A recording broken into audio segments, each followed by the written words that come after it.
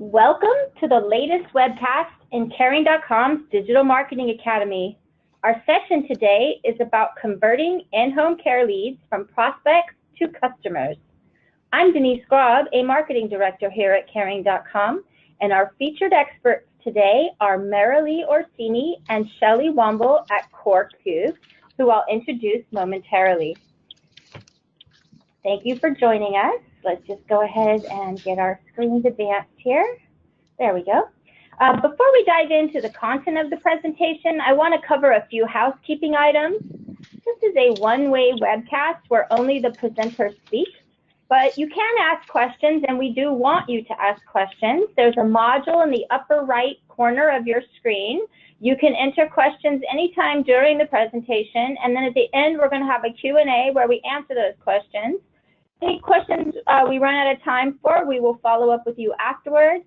A super common question we get is, will the presentation be made available afterward? And the answer is yes. So you can really focus on what's being said. You don't have to scramble with your notes. We will circulate this presentation afterward.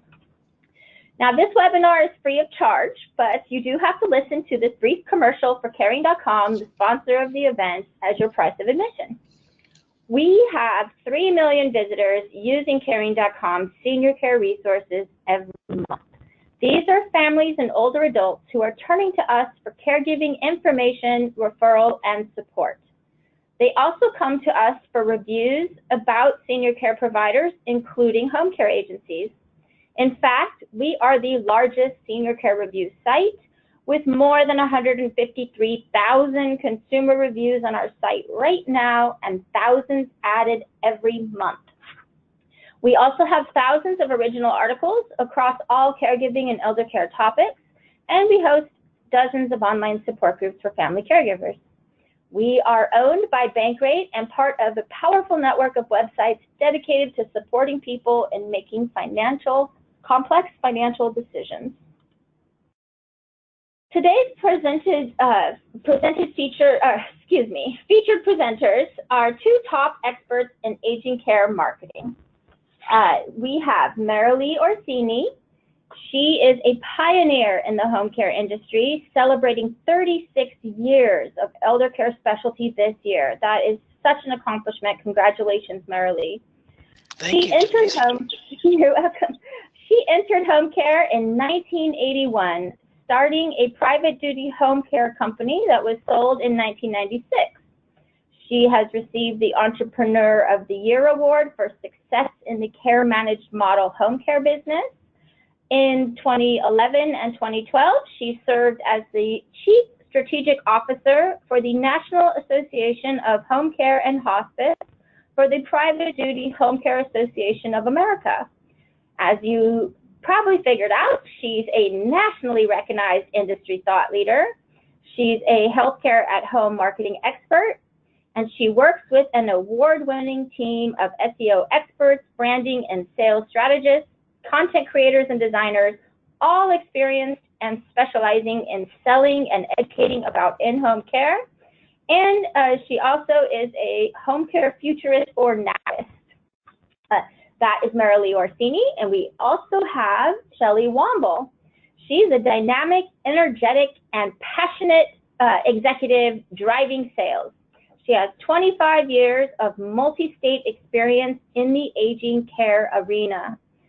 She's also an official certified trainer and authorized partner for everything DISC. And she has held a variety of sales management positions, from district regional manager of a single unit agency to director of operations and general manager for 50 branch locations in 11 states for a large home care franchise, and most notably as a national sales director.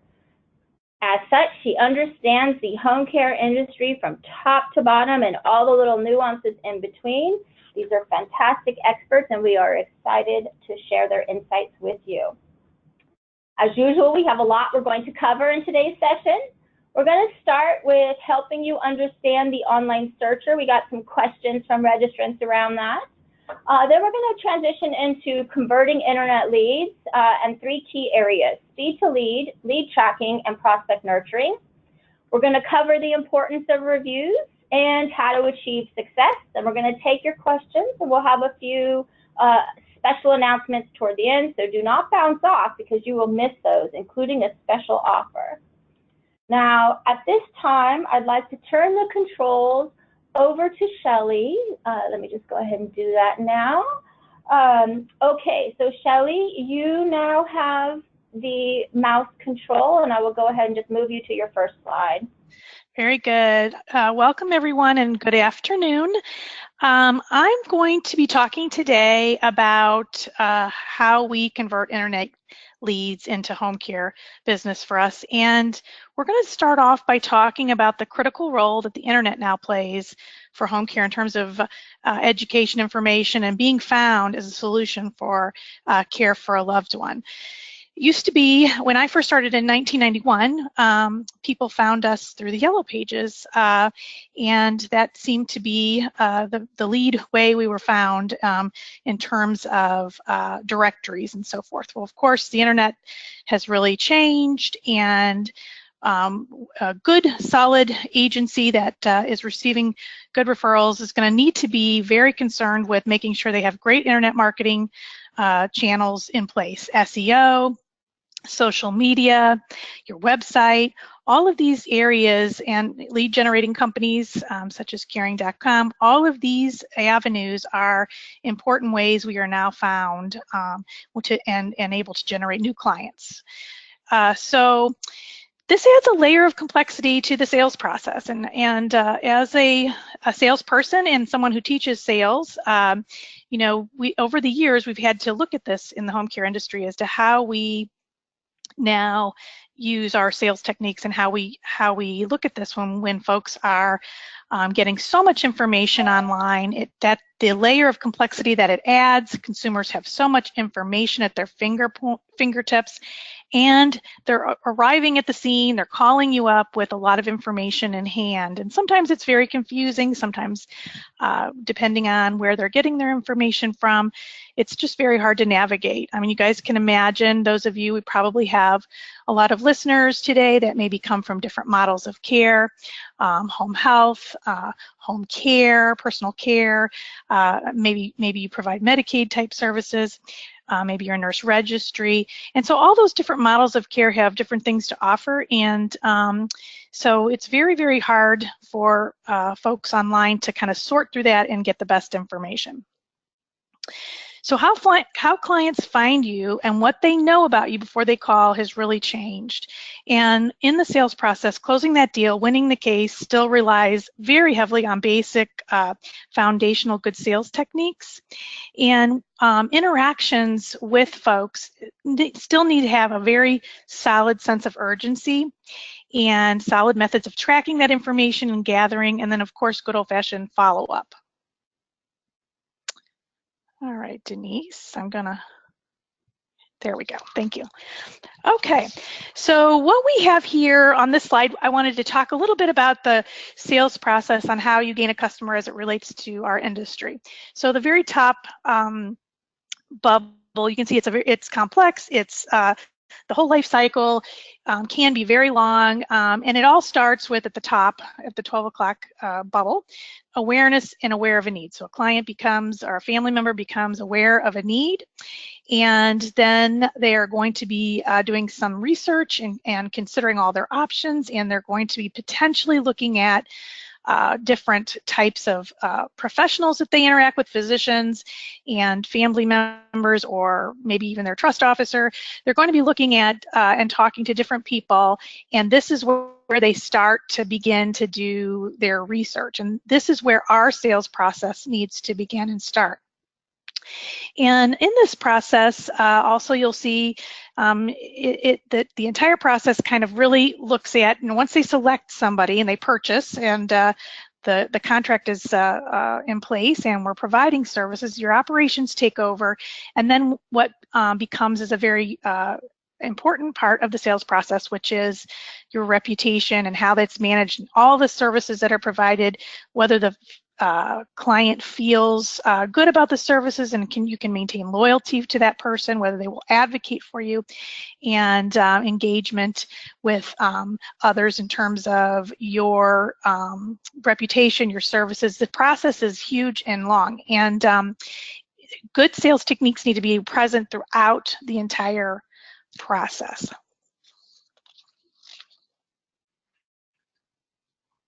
All right.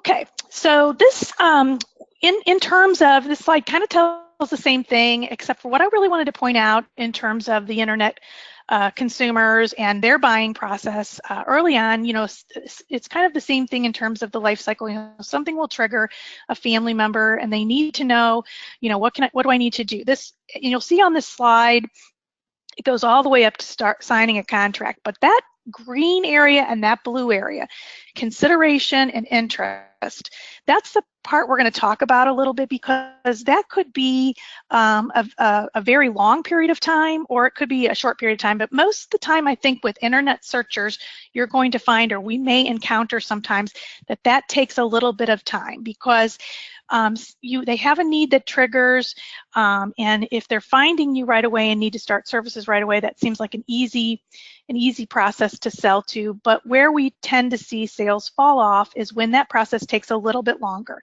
Maybe they call you right when someone goes into the hospital, and there's hospitalization and then maybe a rehab stay, and they're, you know, dealing with their work lives, and then dealing with the family in terms of how they're going to, you know, what next steps will be, where they're going to go. And in this time frame, when we get a lead or someone starts doing their research, we want to talk, you know, specifically about how we handle that time period and how we stay involved and be top of mind during that time period. Okay. So one of the real important things, and Denise mentioned it early on, she said, you know, people want to know a little bit about who is shopping online and what does that profile look like. And Caring.com every year does an extensive survey of the individuals who search for senior care online, and I believe they have over 2,000 respondents when they do this survey, and it's referred to as the Caregiver Journey Survey. And you know, it surveys the majority of the individuals it surveys are family caregivers, because that's who's, you know, coming to their site. It's typically an adult daughter in her 50s caring for her parent or spouse's parent who are in their 80s. And typically that loved one has some form of Alzheimer's or dementia. What Caring.com knows from this data, and other conversations that they have with folks online, is that they mostly don't really know or aren't as familiar with their senior care provider options on a local level. So that's why they're going online, and that makes sense in terms of those shopping and what they're looking for.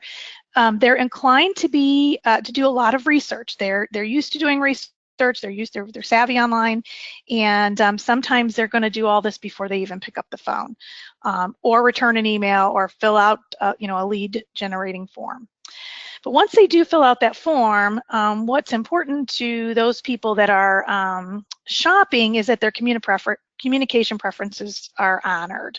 And this adult daughter who's searching on her time and her convenience may have limited availability, and she may want to be called or she may want to be emailed. And I think what's very, very important about this element is that that individual wants us to try to get them at the times they're specifying, versus just hitting them with calls right out of the gate, especially if they work and they need to be called after hours. This person also relies heavily on the reviews of other folks just like her, and we're going to go into that in a few minutes. And also these, one thing we learned, one thing I wanted to say about what we find at corecubed. So Caring.com, of course, this is the profile they have with their extensive research. But we find when we're working with agencies, in our customer base, that sometimes they don't have the same experience with people coming onto their online to their website and filling out online forms. And a lot of companies do have that option now on their websites. But when we talked a little bit about this, we think that the reason why that Caring.com, our lead generating service, may have this different experience with the online form use is because they're an aggregated site, and there's a level of folks feeling comfortable going to an aggregated site that has that maybe they're going to get a lot of different information, and sometimes with going to an individual company site, they may feel like they're going to receive a lot of marketing and different things that might hit them, and they really want to maybe control that a little more. So that may be a good explanation as to why it's a little different. Okay. So Denise, I'm gonna have you.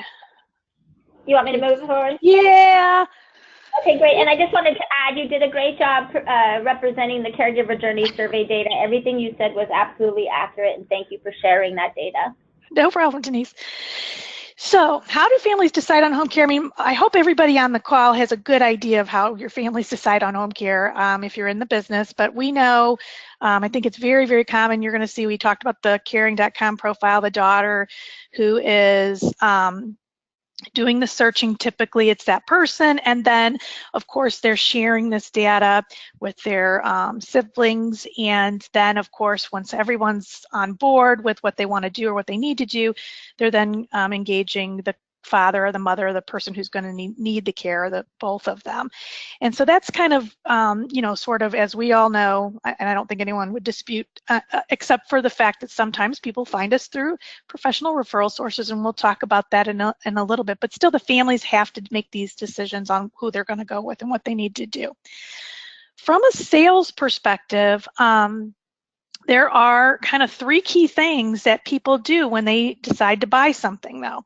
And the first thing is that, and this is going to talk directly about how you handle that beginning stage of the inquiry when you have an opportunity to when you get a lead, which is like a golden nugget, and then you take that golden nugget and you're calling them and you're going to talk about your services. So the person inquiring has to feel from the interaction with the agency that the services will meet their need. They have to feel like this is the right agency and a right fit in terms of what they're asking for, and so those elements have to be there, and that's part of sort of a sales. People say it's a sales technique, but for some people it just makes common sense. You're listening to their needs, and then you're going to be stating to them, the kinds of pieces of your program that would meet their needs. If they're not hearing that it's going to meet their needs, then that's one area that you might be failing in the sales process. The second thing that they look at is financial fit. So a financial fit has to be established, whether that means they can afford your services, or that your agency is able to maybe do some direct billing to other things like long-term care or the VA, or being able to shepherd in potential other financial fit pieces. Those things that in this inquiry call, those things have to be established. And then finally, the buyer must feel like the whole picture that's painted for them in this conversation with you, the agency, will resolve their need and make their life better and make their family safe or make their family's life better. So they're looking for, am I hearing what I want to hear? Is my experience, what I'm hearing, is that what I'm looking for? And do I think that's what we need? Can I afford it? Is there affordability here in a factor, or resources that will help me to afford it there? And then everything I'm hearing, is it going to be able to solve our needs as a family? All right, so that's our consumer, an online shopper. So when we're looking to convert internet leads, of course, speed to lead, tracking leads, nurturing prospects are all going to be very, very important in our discussion. And On the next slide, you'll see this is our early bird gets the worm slide. What we know is, of course, the longer you wait, the slimmer your chances are at converting clients. So you have to interact with a sense of urgency towards the shopper's needs. Sometimes internet referrals, whether they're coming from different places on the internet, sometimes they may come to you vetted, but sometimes they're not vetted typically. And the consumer, in most cases, takes a do-it-yourself approach and will be faced with information that will be confusing. We mentioned that earlier. For example, maybe they don't understand the difference between a skilled home health service and Medicare, or skilled Medicaid, whether they're eligible for that, if it's a private pay situation, and they also may have a sort of not quite understand all their medical needs versus safety needs and who pays for what. Even if they're online doing the research, one thing I noticed recently, and again, I've been in the business a long time, when you do sometimes Google and get research, the information you're getting is going to be, you have to look at the audience, where it's coming from and the site it's coming from, because it's going to probably be very pro that model or pro that situation. So it's confusing. It can be confusing. So your inquiry process, having a solid inquiry process in your agency, it needs to be sharp and it needs to be the best, because you're going to be working with families who are going to come armed with a lot of information that has to be clarified. And it's, I think one thing that's a little trickier than maybe before is when, the 90s and the 2000s, when they would call you, they may not know, and so you're really educating them. You're still going to be educating them in the situation, but you may be, you have to be a little more careful and diplomatic in that discussion, because they really do think sometimes that they are coming with all this right information. You may have to, when you're clarifying it, you don't want to be sounding like, no, that's not how it's going to work.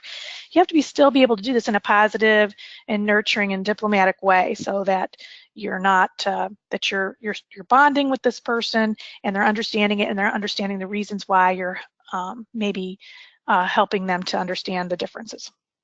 Savvy handling, patience, and time is going to be required when you're doing these inquiries. And your agency needs to be prepared. Your team needs to be prepared. You need to be able to help that shopper seek the right avenues for care. And if your agency isn't the right service, if you're hearing a lot of things in the discussion, for instance, if they really are calling for home health and eligible for some home health services, and you're not a home health agency, then you have a good opportunity to shepherd them to the correct resources and be a resource and an expert in the community. So really, the sales process for us, is hopefully most of you know, becomes a shepherding approach. Okay, Denise. So this is, we mentioned sense of urgency. Now we're going to talk about persistence and attempts to connect with your lead. And when you get something, and this information here comes from the source, is at the bottom. Get my little reading glasses out here. It's the Society for Marketing Professional Services, and it talks about attempts to connect with your lead. And the little numbers on the steps kind of give you an idea of, pretty much after one attempt, most agencies, almost half, 43% will drop out of attempting to try to connect after the first attempt, leaving a message, no one calls them back, then they just move on to other things. Then you can see as 2 and 3 attempts, more and more agencies drop out. So if you're persistent and able to stay in there and look at be able to make attempts 4, 5, 6, 7, and 8, you're going to continue to be top of mind with the person. And sometimes these aren't just people avoiding talking to you. Again, I want to mention there's all these busy things happening and going on in their lives. And so it's really critical that when you're doing these connections and trying to connect, number one, going back to the slide where we talked about connecting the way they want to be connected, but say, for instance, it is a telephone situation where you're calling. Your first call message, which should be immediately when you get the golden nugget inquiry lead, you're going to say something like this. Hello, I'm Shelle from XYZ Home Care Agency, and Caring.com has asked us to give you a call to discuss your home care needs. Please give us a call back at your early convenience, and you're going to list your phone number. Then you're going to, again, say your name and repeat the number again slowly, because a lot of people are reaching for their pen when they hear the voicemail, and rather than replay it back, giving them another option to carefully write down the number. And then you should say, since we missed you, we're going to try you back in about an hour. And then if you have the ability to email them, and that's an acceptable way to communicate with them, you may want to send out an email saying the same thing. We're trying to connect with you. We understand you may have some questions or some needs that we want to help you with. So the first couple of contacts I recommend should happen the first day, unless we're talking like, you got this referral at 5 p.m. or something like that. But, you're going to call, then you're going to try back in an hour, because maybe they are getting some other calls, or maybe they're on the phone with the physician, or who knows what's going on. So your second call is going to sound something like, hi, again, this is Shelle from XYZ Home Care Agency. We're hoping to reach you today so we can assist you with your immediate care needs or questions. And then you're going to do the phone number thing again. And I know a lot of you are probably thinking, man, I don't want to, if I call 8 times, they're going to be like, well, this is so, persistence, you don't want to be a nuisance, right? You want persistence, but you don't want to be a nuisance. So I always had success with trying again, either the very next day, and then your call is going to sound a little different. Hi again, this is Shelle from XYZ Home Care Agency, and we're just trying again to reach out to assist you with your home care needs, and your phone number. And again, you could follow up with an email or something of that nature. And then the third day, your message is going to be just a little bit different. You're going to apologize maybe for leaving so many messages, but you're going to put the burden back on them to say, we just simply want to help you and reach out to you. So hello, this is Shelle again from XYZ Home Care Agency. I hope I have the right number. I apologize for leaving so many messages, but I simply want to see if we can assist you. Please call us back at your early convenience. And then from then on, it's going to become somewhat of a little bit of, first of all, we're going to talk a little bit about how you're documenting all your activities, but you definitely want to start to maybe reach out on a weekly basis, and then your other calls, you might even start on a monthly basis, depending on if you don't get them or if they call and they say, we're just not ready yet, especially if you get a hold of them and they say, we're making other arrangements and we're not quite ready. You should have a discussion of what those arrangements are, and you still should be calling them, and you still should be calling them at the 7th attempt and saying, we just wanted to check to see how that arrangement is going, and if there's anything we can do to help you, because by this time, hopefully you've established a little bit of a relationship and a rapport with them to have the permission to do those things. That's what you're seeking to do. You want to become, part of their resources that they want to talk to. Okay, so on the next slide, you're going to see, this was from the Telenet and Ovation sales group, and back in 2007, you could reach somebody at about 3.68 calls, 4 calls, and you would be able to reach somebody that maybe left you a lead request. In 2017, this study says now it takes 8 times to get them. And, why is that? Why is that, maybe, maybe some of this could be people feeling like, that robocalls or different things, they feel people get wear down, I think, on the phone situation. But it's very important that, people are more, they're also more adept at doing things online, chatting online, ordering pizza online, doing a lot of things online. So that may be something that they feel more comfortable with. But I would encourage all of you guys to have a comfortable level of staying with it and keeping with this lead until you kind of get a good idea of, unless they say stop calling. Otherwise, you have permission to call, and you should be trying to help to meet their needs that way.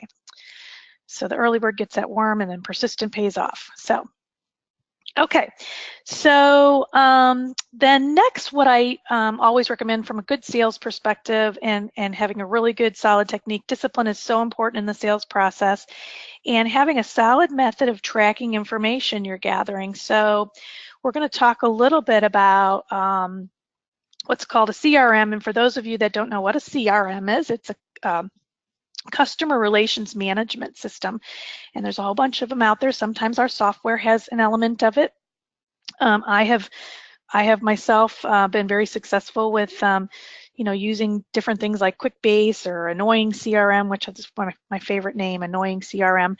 But there are simple methods out there to be able to track your sales experiences, both, and we're talking about internal sales right now, we're talking about the inquiry process, but I would say it's an extremely important thing, especially when I'm telling you, you should try to keep calling them for several months and up to 8 times. So you do want to track the conversations and what happens, because what needs to be, the communication needs to be seamless, and you need to be able to pick up right from where you left off. And that gives that customer a good feeling that you are really, you are interested, you're listening, and you are earning their trust to be able to be their provider. So sometimes the internet referrals can be in an immediate home care situation, but most times they're not. So having this tracking system and being able to track is so very, very important. Good sales technique require owners in your agency who dedicate their time every day for follow-up with internet referrals and when they're shopping for the future, and having your team brush up on handling sales objections or the tough questions is really important. I know that I see a lot of people, I've encountered a lot of smaller businesses where the owners are very adept at doing this and very good at doing this, and you're going to see in a little bit that that tends to work really well. But what needs to occur if you're scaling up and building your operations is you need to have more people who feel like owners within your organization and are trained to be able to do an inquiry as well as you can as an owner. The training piece is really important, and agencies that invest in a really good CRM or have solid methods of tracking and staying diligent on their follow-up really can be successful at this. All right, it's also very common for you to get community agencies and referral sources to find you and engage your agency on the internet. Sometimes I notice this, not just individual consumers are calling you from the internet. Sometimes you'll have hospitals, like a good common one might be that the Mayo Clinic, maybe somebody in your community visits a Mayo Clinic out of town or something like that.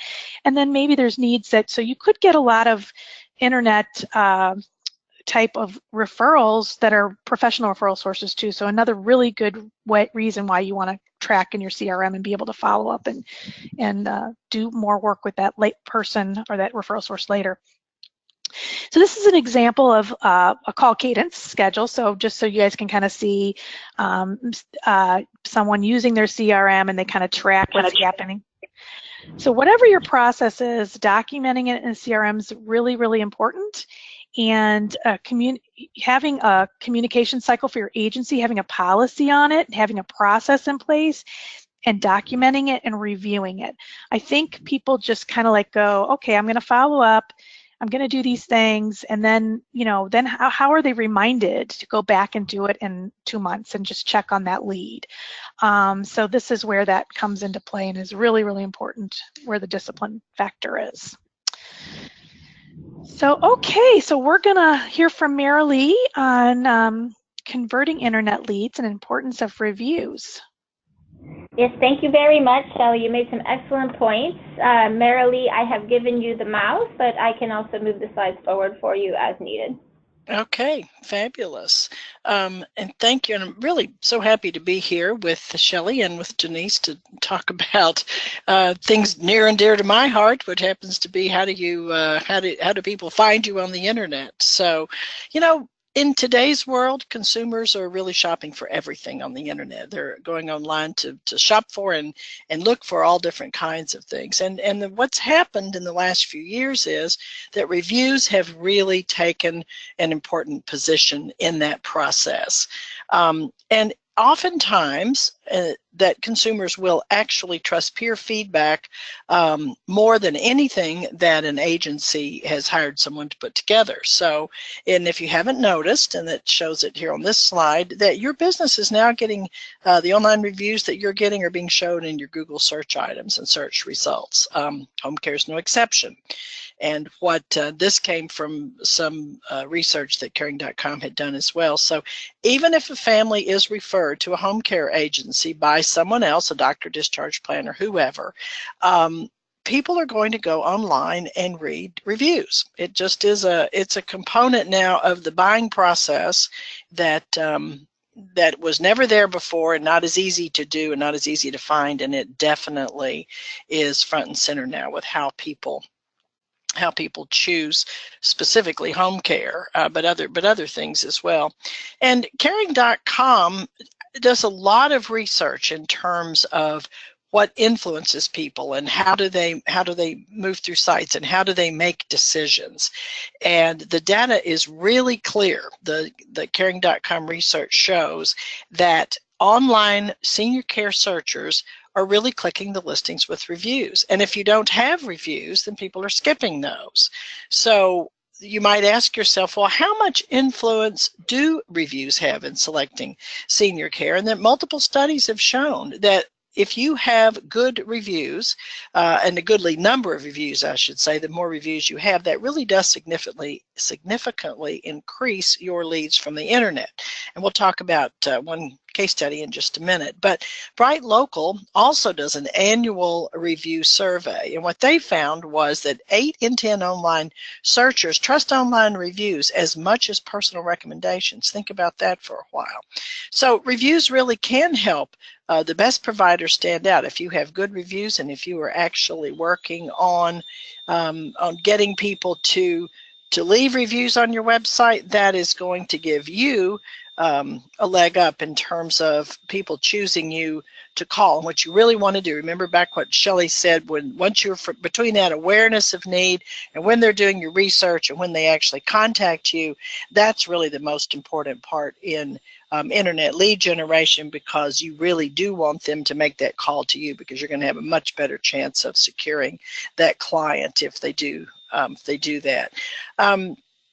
48% of people trust senior care websites more than general review sites, and that would be websites like caring.com. So that senior care website where they've aggregated a lot of reviews and a lot of services together, they're going to trust that more than just general review sites. And the other wonderful statistic is that people will read a lot of reviews, and 90% of people who are out there looking for reviews, when they read up to 10 reviews, it is entirely possible they're going to be satisfied and they're going to go with your company at that time. So not only the kind of reviews that you have, but also the number of reviews are important. And caring.com looked at how many reviews agencies had per listing and looked to see, so did it matter if you had just a few reviews, or if you had a lot of reviews, what mattered the most? And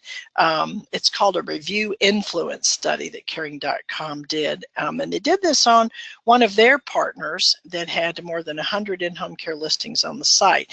And they had both positive and negative reviews. So it wasn't that all they had was positive reviews. They had, a good sampling of reviews. And what was the key?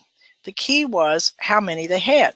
So if you have more than 15 reviews, then you actually had a much greater chance, 1.5 times more, of getting that phone call and getting chosen for the agency that someone was going to go with to find out if you were going to be able to satisfy their home care needs. So, no matter how many ways you look at this, the reviews in today's society, and then how we find things and how we search on the internet, they really, really are important. And it really isn't only the reviews, it's your response. In the review survey that Caring.com did, there were 30% of the people weren't even sure if they'd seen a business respond. So that means that people are really missing an opportunity to respond and to engage with people who are interested. And it really does matter also how you respond, because if you think about when you're searching for care for someone that you love and someone you care about, then you're going to want to have a company care for that loved one who you know is concierge mentality, is customer service oriented. So those reviews have the potential of actually helping someone choose your business over someone else's. If you really not only solicit the reviews from your customers, but also respond to those when someone puts a review up. So here's the summary about this reputation management. We've talked about reviews. What we're really talking about also is managing your reputation online. So the first step is really to build that collection of great reviews. And the next step is you really do have to respond to those reviews. And then the next thing is that that you really have to, you're continually monitoring to see if there are any new reviews up there. So I mean, it is a process, and it's a process that does take some time and some intensive look. So we at corecubed do to help you with that, and because as technology changes and as it becomes more complicated to manage your reputation and to keep up with all of the things that you need to be kept up with online, the corecubed has a reputation management system. We call it RISE, Reputation Improved, SEO Enhanced, and it's a very inexpensive way for you to manage these reviews. So it really does, we help our clients get more feedback, we help turn that feedback into positive reviews, and we monitor anything that's being put up on the internet about you and about your business so that you make certain that your reputation is enhanced and is actually benefiting you, and there's not information out there that would not be beneficial to you, and that you're responding to it if there is. Thank you so much, Merrily, for sharing all the info and including Caring.com's data in there. We're going to take questions about reviews toward the end, in fact, on all the content that's been covered, and I'm happy to jump in with any questions people have about the Caring data. Before we do that, though, Shelle's going to share some strategies to help home care agencies achieve success. So I'm going to move the mouse back over to Shelle, and we're going to, oops, excuse me, there we go. All right, Shelle, take it away. Thank you very much. So when we talked about conversions and who gets the highest conversions, we think consistently on, and this is again, some things that Caring.com has pulled together from their information, but these things I think no one would refute in terms of it being the most important thing. Having someone dedicated, an administrator or a professional who handles the phones, and I would challenge you to say, as an agency, not just one person dedicated, but having a team of people and whose role it is to be dedicated to that function, and for them to be adept and experienced and trained well. And then, of course, being able to provide the greatest speed to the lead and being quick to connect with your lead. And then, really, again, going back to that persistence piece that we talked about earlier, and multiple calls to the consumer. So also, kind of thinking back about our little our dial circle that talked about the life cycle of a lead, a consumer.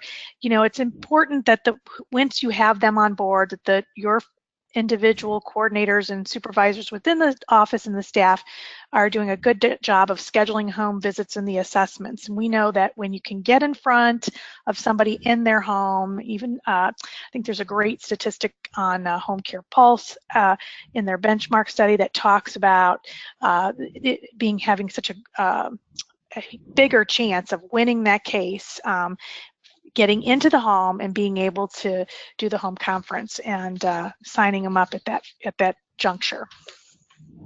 So we're gonna, I have a little kind of best practices situation that I want to kind of share with you. When I worked for another company, and it was a larger company, we had multiple branches, but I think this kind of best practice can work for not just a large company. I think a smaller company can do this as well, but it kind of pivots on that idea of having your experts and your trained people on this inquiry process and how you handle the onboarding of a new client and trying to onboard. So I have been successful in building sort of a centralized customer inquiry handling center, and of course I was able to, it started with one person, but we were able to, at my company, build it into several people whose function was to primarily just handle inquiries and talk to clients, and then going and doing the follow-up for all the other inquiries that, because it takes a lot of people to do those 8 follow-ups over the course of many time, and really not giving up on some of those leads. And we did this best practice a couple of ways. We did have dedicated, what I call fictitious lines. They were phone numbers that we purchased phone numbers that would be related to the actual marketing channel we were using. So our website might have a different phone number. If we participated in caring.com, that might be a different number. And those numbers were all local exchanges. However, they were all pointed at this centralized inquiry team. And when you do that, then you're able to, of course, look at your return on investment for these various different channels that you're going for, and you know where your business is coming from. And I know that we're all adept at asking, how did you hear about us? But also just really knowing from that phone number how they really did find us. So in terms of that, being able to track that. So we did document all our calls in a CRM, and we actually recorded all of our calls. So we had some great information, and we use that for training new people to handle our inquiry lines. And we had those calls answered live. And if we started getting a lot of calls, and potentially our folks were on the phone, there were some options like camping some of the callers out, giving them the option to you guys have all been like in a virtual line where you can put your number in and they'll call you right back and you stay in the same line. So we had some functions like that, and I know that sounds like, a big company that did that, but even, just being able to have this ability to help that person calling you, to let them know that they're important and you're going to get right back to them, and you have dedicated people that do that.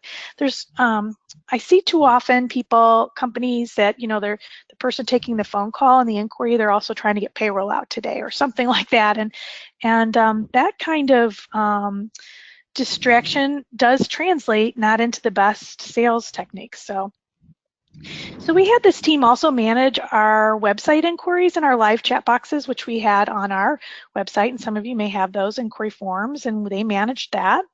And really that team in our scenario had no other job but to field these inquiries and follow up with the older inquiries.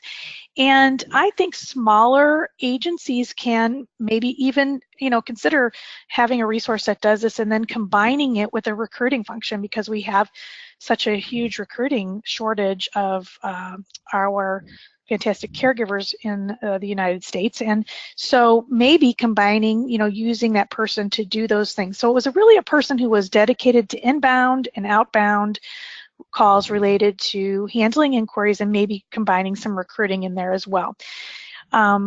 And so we also had extended hours for this team and a special on-call process where that person it wasn't just the same on-call person who would be managing your scheduling changes and so forth for the weekends and at nighttime.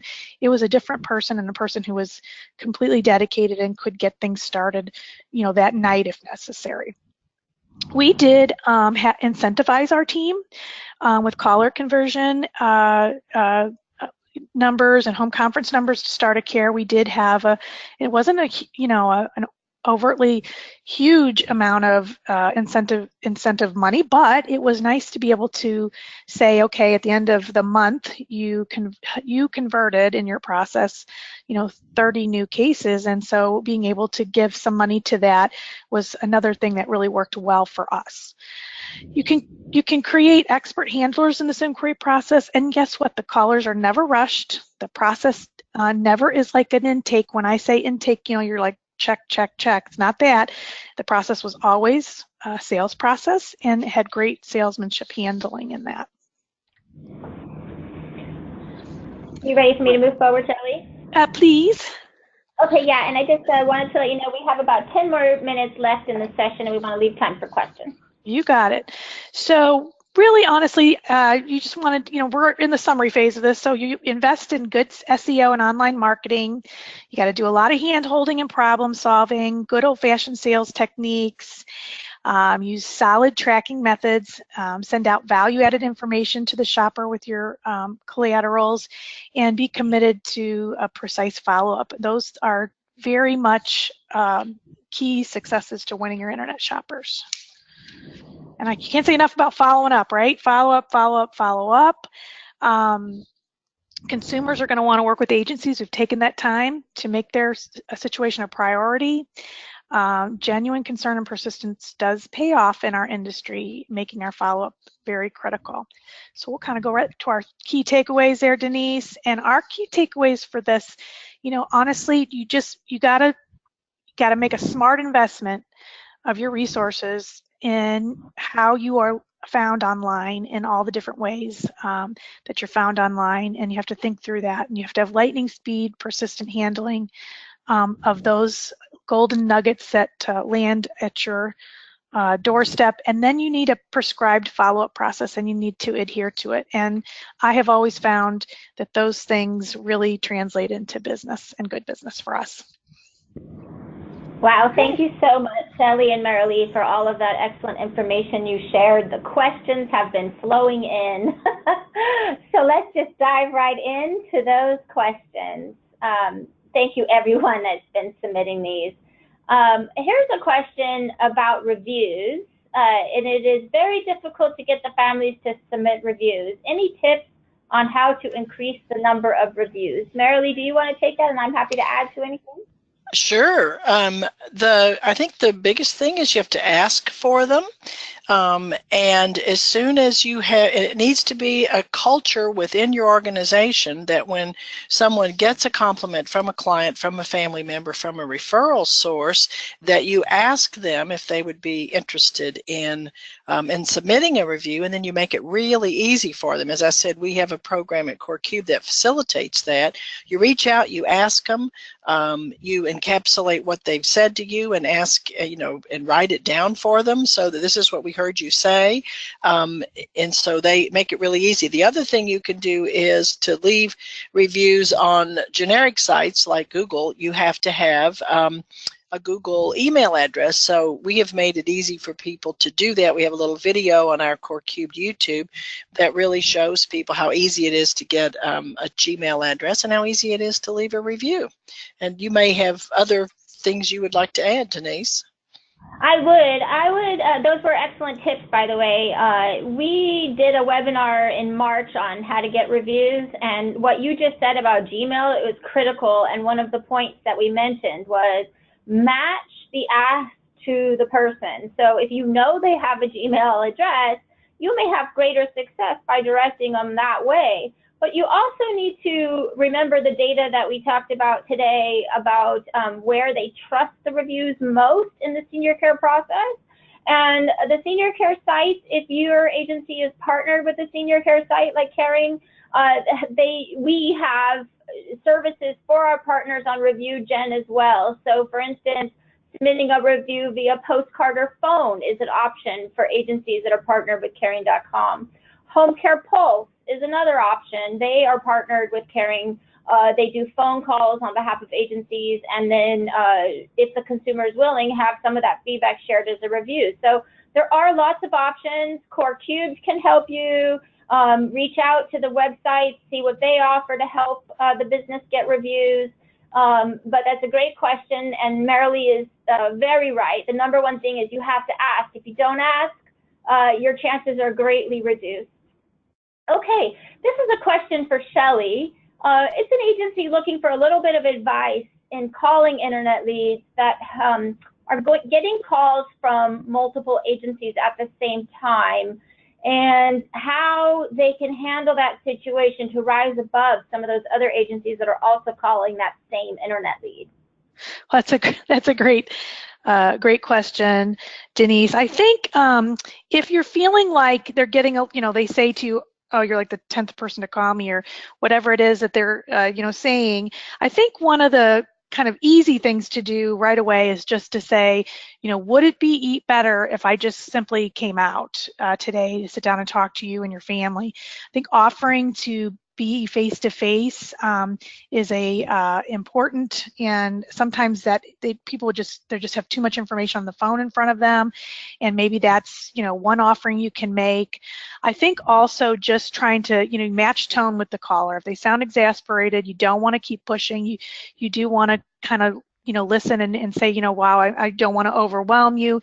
We definitely, you have to have some key things within your organization that that you like to say in terms of like elevators. I'm going to call it an elevator speech for lack of a better term, but there needs to be a few things that you're able to say and then be able to say, how about if would it be easier if I called you back, or would it be easier if I came out and just saw you in person? So I think that's one of the best ways to be genuine, but not to still not give up, but to kind of mirror and match the tone of the caller, and either give them the space or make it a smaller space, but still, try to see if it's a better time for you to call back, but be persistent, even if you're one among 10. Great, thank you, Shelle. There's another question here for you, and it is, would you advise the agency to text online leads in addition to calling and emailing? I think texting works really well, I think, for when we're recruiting. I don't know that I would advise unless they told you that's how I want to be reached, or if you've tried to call 3 times like in that first 24 hours and you can't get them, but you're pretty sure it's a cell phone, you might make a very brief text that says, hi, I'm sorry, not trying to pester too much, but I think you have a need and we would like to help you with your need, and so if you're available, call me back. So as long as, but I think the key thing about this is that it shouldn't be rogue. Like, you have to sit down and have a good set of these things built up in a toolbox that you use and that you feel comfortable with. But I don't think I would try it right out of the gate. I think maybe in a 24-hour period, it might be okay to do a quick reach out. But I kind of feel like that's an intimate thing that you feel like you need to have permission to do. And it should be very, very, very crafted nicely and very polite, and not very, not short like, hey, call me, nothing like that. Great, thank you. And there was also a question that you mentioned about tracking leads, and they're asking if you have any recommendations on the best CRM systems for home care agencies. So there's a lot of really good options out there, and I think and I hope most of the scheduling softwares that you guys are going on are at least incorporating those things into it if they haven't already. But the answer to that question is the ones that are like have the best bells and whistles are very expensive, and so some of the ones that are best known, of course, like Salesforce.com, things like that, are great. I know for some of our agencies that do a lot of skilled work, I think that Playmaker's used a lot, and it has some great information that pulls in from sources that help you make good decisions on your sales, your feet on the street time. But if you are a smaller agency, private pay, you can do this pretty easily with just general software.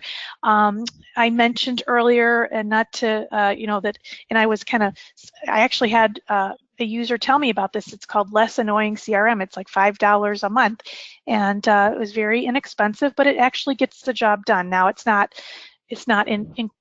bolted on to your scheduling program, where you can track ROI in dollars, which that's the most excellent way to have it, is if everything is tied together.